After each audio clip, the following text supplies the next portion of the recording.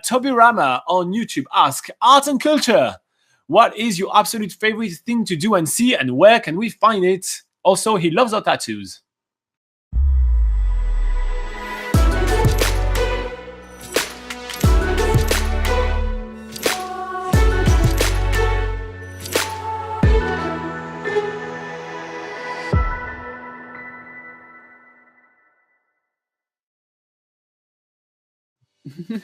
All right, so first thing first about our tattoo, he asked, he loves them, and are we going to get any more?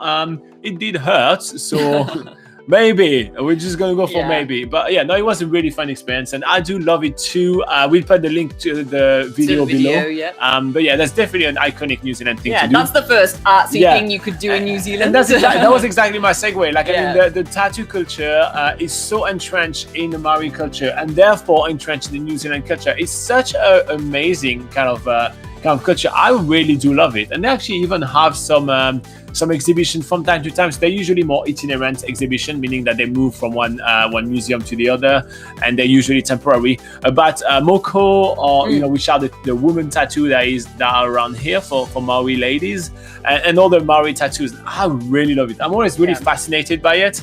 But there's no way I could cover an entire arm or do it on like body part like the face, which hurts so much. Now, I mean, I'm too much of a wuss to do that. As you've seen from probably not. I was going to say, like, as you've seen from our videos, we did get pretty small tattoos in just like, so a few just like on our legs. So I don't think I'd go any further than that.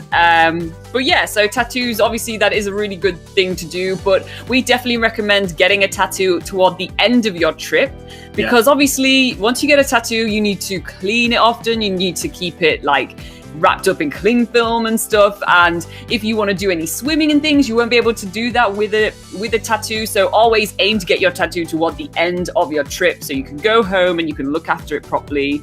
And because if you don't look after your tattoo and don't get the air to it, and if you can't have your clothes rubbing on it, or else it'll actually rub the ink off. So just get it done at the end of your trip. All right, so next up for culture, our absolute favorite museum, I think it's pretty much uncontested by anyone, is the Te Papa Museum in Wellington. This is literally on the Wellington waterfront. You can't really miss it. You want to tell us about it? So Te Papa Museum is the National Museum of New Zealand, and it's absolutely free to go to. There are a few paid exhibitions, but you can spend a good half a day just browsing all the free exhibitions, and it covers everything from the Maori culture, the European culture, and the migration that happened to New Zealand. There's also lots of things about the natural history of New Zealand, which is really fascinating, as you know. The war as well. And the war, there's some really cool exhibitions at what's it called? Gallipoli, the scale of the war. Yeah, so that's meant to be a temporary exhibition, but I think that it's become so popular that they just keep it there. And we actually have a video to this exhibition, which we'll link up in the description when we do the rebroadcast. They even have an outdoors section to the Te Papa Museum, where you go on a little bit of a bushwalk. There's a lot to explore, and it's a crazy museum. Honestly, I was gobsmacked by how good that museum was. Yeah, absolutely. So, and Wellington in general is a really good city to go to for arts and culture. There's actually loads of museums there, not just the Te Papa Museum, and a lot of art galleries. So we do have an article which lists all the museums and art galleries, which we'll link up in the description as well. I think there's about 10 different ones you can go and check out. So should I move on with another one? Or? Yeah, so the next, I can just introduce and then you keep talking if you want. Yeah, all right. So the next thing that I would actually consider as one of my favorite cultural things to do in New Zealand, I know it's a little bit cliche, but it's one of those Maori nights in Rotorua. I think they are so cool. I do enjoy them so much. You want to tell us more about it? Yeah, so there's a couple, I think there's maybe 2 or 3 Maori night tours that you can do in Rotorua, where it's kind of like a little bit of it does feel like a touristy experience, but it is a really fun way of presenting the Maori culture.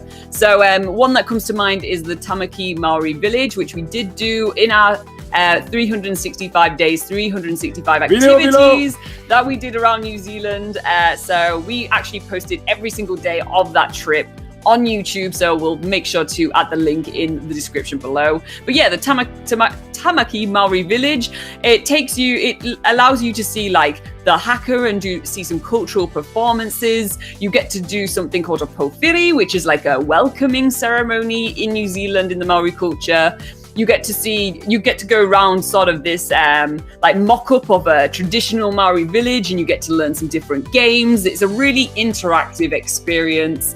And then at the end of all that, you get to have a hangi, which is a traditional style of cooking in the Maori culture, where they use they cook food slowly for a few hours in an underground oven, and then you get to enjoy this amazing hangi buffet at the end of the tour. So yeah, and there's a lot of like variations of that experience around Rotorua, so that's definitely a really fun way to sort of to see what the Maori culture in New Zealand is all about.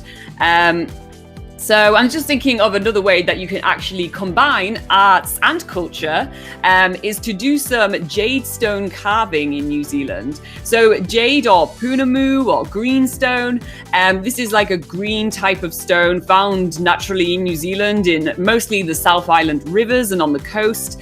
And it's a really prominent stone and really important stone in the Maori culture. And what a lot of people in the Maori culture do is that they make like necklace pendants out of them, and they have various carvings which mean different things. So what you can do as a visitor is you can go to a carving studio and carve your own pendant, which makes a really awesome souvenir, and you get to learn a bit about the Maori culture along the way. So that's a really awesome way to experience both arts and culture in New Zealand through an activity.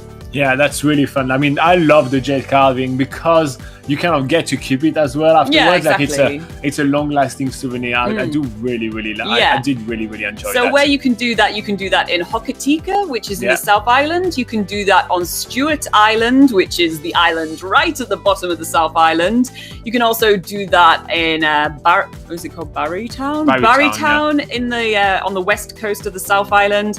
And there's a few different other places you can check out as well. But yeah, the three main ones: Stewart Island, Barrytown, and Hokitika. Yeah. And finally, like the main thing about New Zealand and what you know about Kiwis, that they're really outdoorsy. So to experience New Zealand culture, get the hell out of your hostel and go enjoy the New Zealand outdoor. Like you will understand like where the New Zealand culture come from when you explore the outdoor. I mean, they always go on their boat, they go fishing, so join some people and go fishing. Yeah. They go on a hike, so join some people and go on a hike. You know, it's kind of like the classic Kiwi bushwalk and the classic Kiwi fishing trip.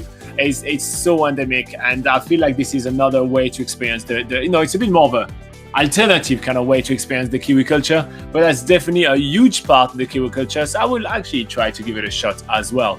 But yeah, that should give you a good overview of everything that the Kiwi culture has to offer. There is obviously so much more than that. I mean, if you do browse our channel, like go scroll down and go check out the New Zealand's biggest gap year features.